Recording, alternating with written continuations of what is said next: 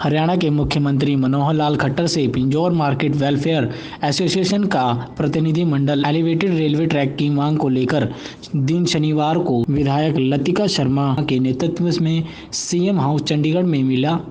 उनके साथ इस मौके पर मार्केट वेलफेयर एसोसिएशन के चेयरमैन संतराम शर्मा, महासचिव आरडी गौतम, विपिन शर्मा, योगेंद्र शर्मा, शेरचंद चावला व भाजपा की ओर से जिला प्रधान दीपक शर्मा, उप प्रधान संजीव कौशल, मंडल अध्यक्ष Sudheesh Dhiman RUB railway track के प्रोजेक्ट का काम बंद कर एलिवेटेड को बनाए जाने की मांग को लेकर उपस्थित रहे। मुख्यमंत्री ने एसोसिएशन के पदाधिकारियों की मांग को इत्मीनान से सुनते हुए और जायज समझते हुए तुरंत प्रभाव से कार्य को बंद करवा एलिवेटेड को बनवाने पर अपनी सहमति जताई, जिसको लेकर यह धरना प्रदर्शन 11 दिन से चलने के बाद 12वें दिन सुबह समाप्त हो गया। गौरतलब है कि कई दिनों से शोरूमों के आगे से आरयूबी मार्ग को बनाए जाने को लेकर पेड़ों की कटाई शुरू हो चुकी थी और शोरूम मालिकों को गाड़ियों के लिए पार्किंग की जगह न बचने को लेकर दिन रात भय सता रहा था। मुख्यमंत्री मनोहर लाल खट्टर ने कहा कि एलिवेटेड बनाने के लिए बजट अधिक हो सकता है, जिसको लेकर एसोसिएशन के पदाधिकारियों ने कहा कि किसी भी प्रकार की सहयोग की आवश्यकता पड़ेगी तो वह हमेशा इसके लिए तैयार रहेंगे। मुख्यमंत्री द्वारा एसोसिएशन के पदाधिकारियों को दिए गए आश्वासन को लेकर उनमें खुशी की लहर फैल गई।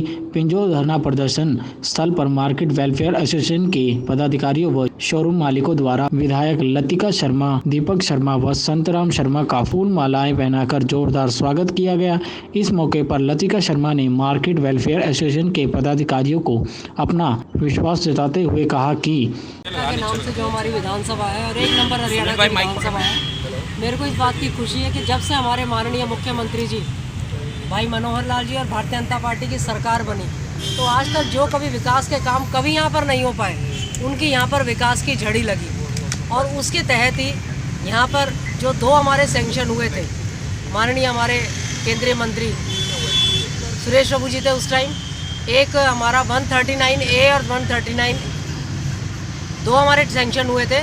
जो आरओबी का टेंडर है वो लग चुका है, जो पिंजौर और बद्दी का है, और ये जो आरयूबी वाला है जो कालका वासियों, क्योंकि जो भी काम सरकार कर रही है वो सबकी भलाई के लिए कर रही है, उसमें ना मैं कुछ कह सकती हूँ ना कोई और कुछ कह सकता है। हम तो सिर्फ काम के लिए ऊपर हमारे सरकार के ऊपर और ऊपर केंद्र सरकार के ऊपर आश्रित रहते हैं। और इसी तरह ये आरओबी सैंक्शन हुआ था जबकि आरओबी की कॉस्ट बहुत पड़ती थी, लेकिन तभी इन्हीं सभी लोगों ने, दुकानदारों, मैं नहीं कहूँगी वासियों ने, कालका वासियों ने नहीं, दुकानदारों ने, कुछ दुकानदारों ने मिल करके कहा कि आरयूबी होना चाहिए।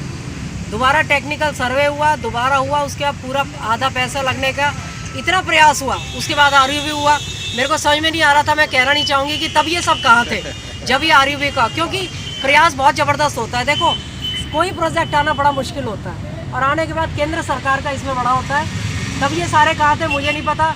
उसके बाद फिर सब लगे कि नहीं जी आरयूबी भी नहीं चाहिए और इस तरह होना चाहिए। और मैं कहना चाहूँगी कि किसी चीज़ के लिए, विकास के लिए हमारी सरकार मना नहीं करती है, लेकिन ये नहीं है कि आरयूबी का काम ख़त्म या बंद होना नहीं होता। ये काम केंद्र के होते हैं। टेक्निकल हमारे एडवाइज़र भी हमारे विशाल जी साथ हैं, हमारे सुनील जी मंडल अध्यक्ष, संजीव जी जिलाध्यक्ष, दीपक जी लगातार जो सब लगे रहे, फतेह जी सब साथ में, और आप सभी पत्रकार बंधु भी, क्योंकि लगातार आप भी सब कालका के निवासियों बड़े चिंतित थे और लगातार सबकी मेरी बात होती थी। आज माननीय मुख्यमंत्री जी हमारे सबके लिए बहुत ही विरासत का विषय है कि सब गए, सभी की बात है, ना इसमें किसी एक आदमी की बात है।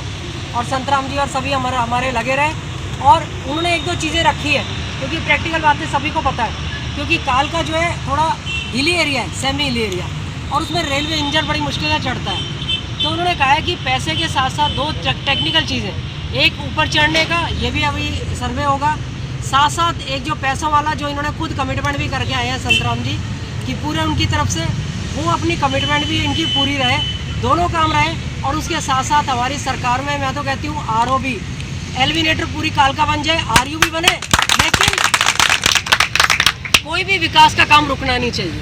हमारे कालका वासियों की भलाई के लिए कोई भी काम, उसके लिए चाहे मैं रात दिन लगी रहूँ, कोई संघर्ष करना पड़े। संघर्ष क्या, सरकार हमारी है, क्यों संघर्ष करें?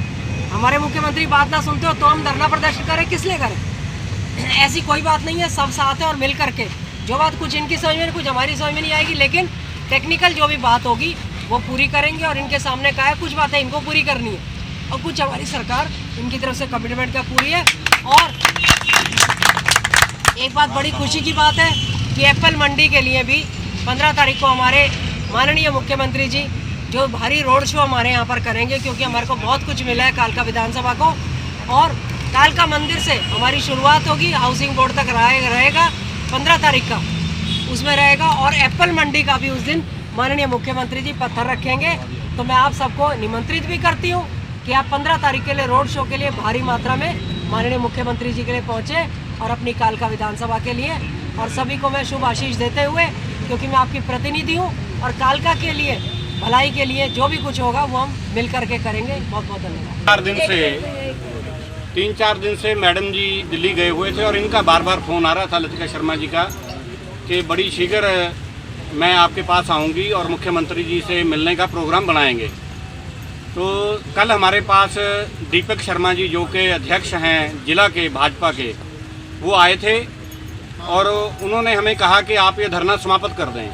तो हमने कहा जी धरना तो समाप्त कर देंगे, लेकिन आगे क्या होगा। उन्होंने कहा जी आप जो अगर मेरे पे विश्वास करो और हम आपको मुख्यमंत्री जी से आपकी मीटिंग कराएंगे, जो भी करना है मुख्यमंत्री जी ने करना है, क्योंकि राजा तो वही हैं और राजा नहीं करना है सब कुछ। तो आज दीपक शर्मा जी और हमारी विधायिका लतिका शर्मा जी हमें साथ लेके मुख्यमंत्री जी के पास गए थे और मुख्यमंत्री जी ने बड़े ही अच्छे स्वभाव में हमारी बात सुनी और उन्होंने बोला कि जैसे रिपोर्टें आई हैं, मुझे इस प्रोजेक्ट का पता है और जैसे रिपोर्टें आई हैं उसके मुताबिक ये प्रोजेक्ट जो है बड़ा खर्चीला सुनने में आया है।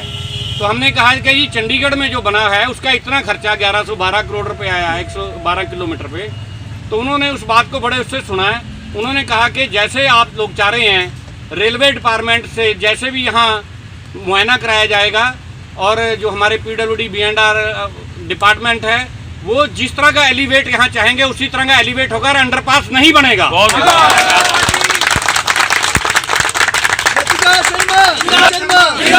दीपक शर्मा, संतराम शर्मा। मुख्यमंत्री जी से बात जो हुई है उन्होंने बोला है कि इसमें जो खर्चा आएगा वो एक तो सेंट्रल गवर्नमेंट का होता है रेलवे डिपार्टमेंट का, और उसमें कुछ शेयर जो है वो हरियाणा गवर्नमेंट का भी होता है। भाई आप इसमें अपना योगदान कैसे देंगे।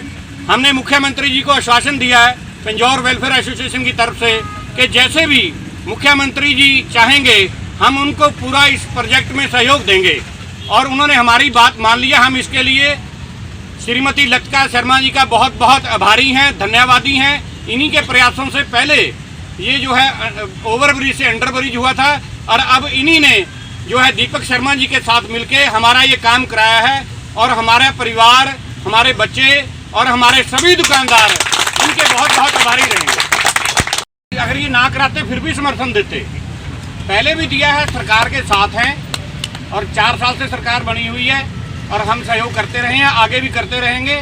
जैसे भी पार्टी चाहेगी वैसे हम सहयोग करते रहेंगे। जैसे भी लतिका शर्मा जी हमारी ड्यूटी लगाएं हम उससे कभी पीछे नहीं हटेंगे। सारा की तरफ से मैं आश्वासन देता हूँ।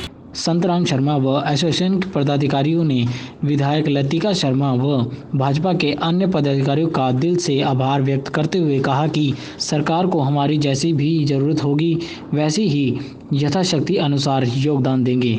पिंजौर से मनीष शर्मा की रिपोर्ट, अर्थ प्रकाश न्यूज़। ताज़ा खबरों के लिए हमारे चैनल को सब्सक्राइब करें, लाइक करें और बेल आइकन दबाना ना भूलें।